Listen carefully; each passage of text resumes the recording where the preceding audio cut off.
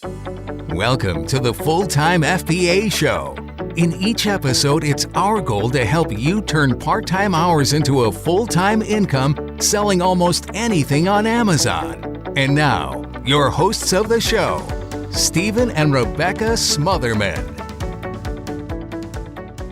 Hello, everyone, and welcome to another episode of the Full-Time FBA Show. We're on episode number 240 today, and we're going to be talking about more bookseller sourcing tips for Amazon FBA profits. And here to talk about that with me today is my co-host, Stephen Smotherman, who is the best bookseller I know. You are really sweet. Or maybe I'm the best, but... You're the best writer. Oh, that's sweet. Yes. Spoiler alert, if you're listening, my wife Rebecca has authored a few books, and they're pretty awesome. Thank you for saying that. We'll have the links in the show notes. You're also a really good writer, but we're not talking about writing books. We're talking about selling books as an FBA seller, and we'll get into that in just a moment. So if you've been listening to this podcast for any amount of time, then you know that the reseller strategy that we at Full-Time FBA mainly focus on to make a full-time income is called the Replin Model. And a replen, which is short for replenishable, it's the strategy of finding inventory items that you can source on a consistent basis to sell on a consistent basis. You buy it, you sell it, you buy it again, you sell it again. So a replen is basically an inventory item that you send multiple of it into Amazon, and when it starts to sell out, you simply replenish your Amazon inventory with more stock of your replen, because you know where you can go back and you can get more of that item to send to Amazon.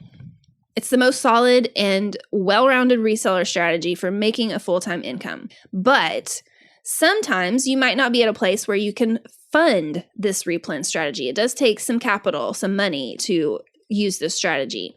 So instead, you need a source of profitable inventory that you don't buy multiples of, but you can buy at super low prices and you can sell for a huge ROI, return on investment. So you buy it for a low price, sell it for a higher price, get a really good return on that investment. For some Amazon sellers, that strategy that can help you increase your sourcing capital to then upgrade to replens and using the Replin model is to sell books. Right. You see, reselling books on Amazon has always been a good beginner strategy to help you save up enough money, capital to transition into sourcing and consistently selling replens. But if you only resell books, your profits are only going to grow to a certain level, and then your profits are going to plateau. But we understand that not everyone has the capital yet to source replens, so let's get into some of our best bookseller tips. Now, for the majority of this episode, we're going to focus on the tips and strategies that we have found with reselling books for a profit on Amazon. And tip number one is this: it's focused on where you find your books. Most Amazon booksellers find their books at library sales. There are even websites out there that monitor and track library sales, dates, addresses, all of that, and they organize them for you. Now, when it comes to library sales, you usually want to get there first on the first day, and some libraries, even for a fee, give you early access to the library book sale.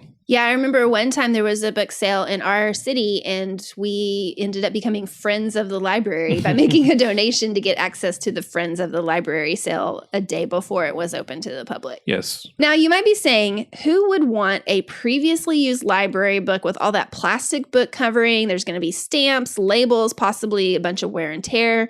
And the answer is, many people might want it if it's the right book.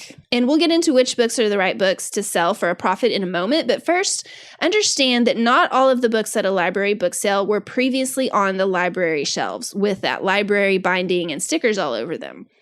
But they are sometimes books that you will find in new or like new condition. And some library book sales might have been Some library sale books might have been donated to the library, and the library was like, thank you for your donation, but then does not see the demand for that book to be put on their shelves, so they just simply sell those donated books at their library book sale. So even if you want to avoid reselling books that were previously on the library bookshelves, which we don't recommend avoiding those, but if you want to sell quote-unquote cleaner books, you're going to find those sold at the library book sale too. Other Amazon sellers also find books that they sell on Amazon from local thrift stores.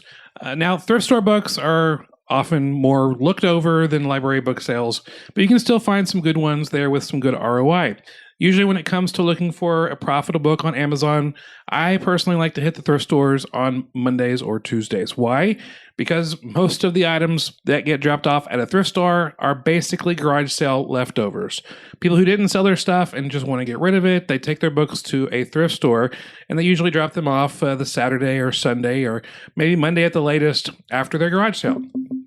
So the best times to get a first look at recent arrivals of those books is Mondays or Tuesdays and latest on Wednesdays. Or even if they're not garage sale leftovers, it might just be that somebody was cleaning out their house on a weekend. That's when people have time to do that. And so they're going to be taking stuff to the thrift stores on the weekend, and you need to be there early in the week. Speaking of garage sales, that's also a good place to find books to resell, especially at garage sales organized people who just want to get rid of their stuff and are not very picky about what prices you pay for their used books. I mean, I went to a garage sale one time that had crazy high prices for their books. Like they wanted $5 for a 1983 Southern Living cookbook. I don't think I could have even sold that on Amazon for a penny plus shipping. Normally, I like to buy these books at garage sales and pay like 25 cents, maybe up to $1 per book at most. Obviously, there's case-by-case exceptions, but that's why I'm there in the first place. Super low price books to sell on Amazon for a hefty profit. One other place to buy books to sell on Amazon are used bookstores. There's a chain around where we live called Half Price Books, where we like to source books at prices like $3, $2, $1, even less. And it can sometimes be a good place to resell. Just note that if you don't find anything worth reselling at a used bookstore, it's possible that that store also sells on Amazon. Not all of them do, but some of them do. Just know that going into that, you need to figure out which stores in your area do and which don't sell on Amazon themselves. Yeah. And one of my favorite books to sell that we get from used bookstores are audiobooks, basically books on CD. Okay, so now that we know where to find the books, let's transition to bookseller time savers. And the first one is this. When you are sourcing books to resell, ignore fiction books. If you're a reseller, you're probably using an app like Scoutify to scan the barcodes of the books. It tells you if it's profitable, how profitable it is, how soon you should expect it to sell. But unless a fiction book has just recently released, it's probably not going to be a profitable, fast-selling books. Are there exceptions?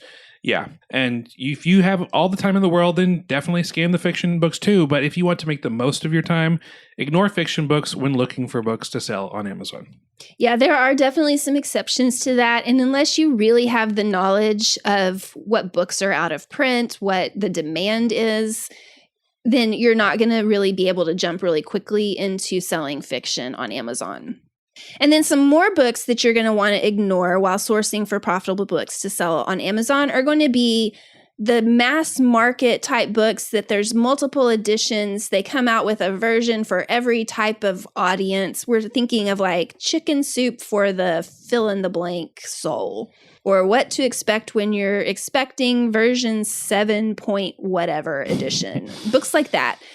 Those are called mass market because almost every person who is a target for that book either already has it or they can buy it for 50 cents at a used bookstore. It's 99% of the time not going to be a book that you can sell on Amazon for over $12, which again, $12 is the super low bottom price we would ever consider to price items for on Amazon. And why is that?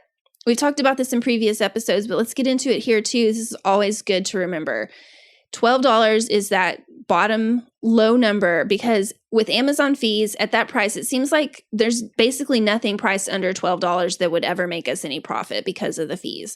So these mass market books, these books that come out with a new edition every few months, they are almost never going to be profitable on Amazon because they're going to be lower than $12. So we just ignore them. Yeah, but here's the deal. If you ever see the book Chicken Soup for the Amazon Seller's Soul, pick me up a copy.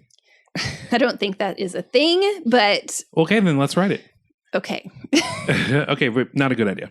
Let's move on from types of books to ignore to the flip side. Which books should you be focusing on? Obviously, if you're ignoring fiction, then the real money is to be made in nonfiction. What seems to be the most profitable books in the nonfiction world? Basically, the weirdest, most niche down topics seem to be the most profitable than all the others. And so, for example, some books that we've sold in the past before How to Raise Goats for Their Milk. I mean, that's very specific. 1992 Pilot's Manual for Some Fancy Military Jet. Books like that. Again, the weirder, more specific target audience the reader is, the more likelihood of it being profitable. And these books obviously don't get mass produced, and so they're a lot harder to find. And the right buyers who are out there are willing to pay good money for these books. Again, not all weird books are going to be profitable, but it's at least a good starting point when you're scanning books to check for profitability. And just a side note, if you raise goats for milk or you fly a 1992 fancy military jet plane, we're not saying you're weird. We're just saying that those are niched topics, just to clarify. That's true. Okay. Yeah, we've sold many, many books, and most of them are books that we had never heard of before. I mean, unless it's a book that we bought personally to read and then resold it after we read it. But usually it's something on a very specific topic that we've never heard of. So if you see a book on an educational topic, scan it to check the profitability. If it's a book focused on a business strategy, scan it to check the profitability. And if it's a book on a self-help topic, scan it. If it's a book on a specific diet plan, scan that, but not if it's like the most popular fad that's going on right now. I mean, I don't know what you would even say the most popular one is right now, but like I'm talking about like things that have been super popular in recent years or past years. Some of these aren't recent, like keto is pretty recent, but like the Daniel diet in the past or the South Beach diet. Those are usually going to be mass marketed because so many people are into that at the time. But again, if you've never heard of it and it sounds super specific, at least scan it and check the profitability. So basically, those are some of our best tips on where to find books to sell on Amazon, what kind of books not to waste your time on, and of course, which books you should focus on scanning as a priority to check for profitability and sales expectations. Now, if you want to get started with selling books on Amazon, the easiest and best place to start is right in your own home, right on your own bookshelf. I would go through your books and scan them, see if they are profitable. And if the profitability is worth selling it for, then sell it. Now, if you like this episode and you want to learn even more about reselling books, then check out some previous episodes of the Full-Time FBA show, especially episode 193. You can go to fulltimefba.com/193 to listen to that episode. And again, books are not items you want to be selling on Amazon for a long-term plan, a long-term success strategy, but they can be super awesome to help you in the early stages, in that Amazon growth stage, to help you ramp up your business to get some sourcing capital to eventually transition to the Replin model of reselling. Thank you so much for joining us for this episode of the Full-Time FBA Show. This is episode number 240, and as always, you can find the show notes and any links that were mentioned in this episode at fulltimefba.com/240. And next week on the show, we're going to be talking about more time management tips for Amazon FBA sellers. It's been a while since we gave you some time management tips, and we got some more for you. So we'll see you next week on the Full-Time FBA Show. That's all for this episode of the Full-Time FBA Show.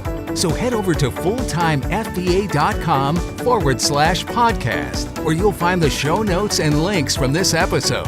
While you're there, subscribe to our newsletter where you'll get several free downloads of our popular and helpful Amazon FBA resources. Now, take action on what you've learned today so you can find success at turning part-time hours into a full-time income with Amazon FBA.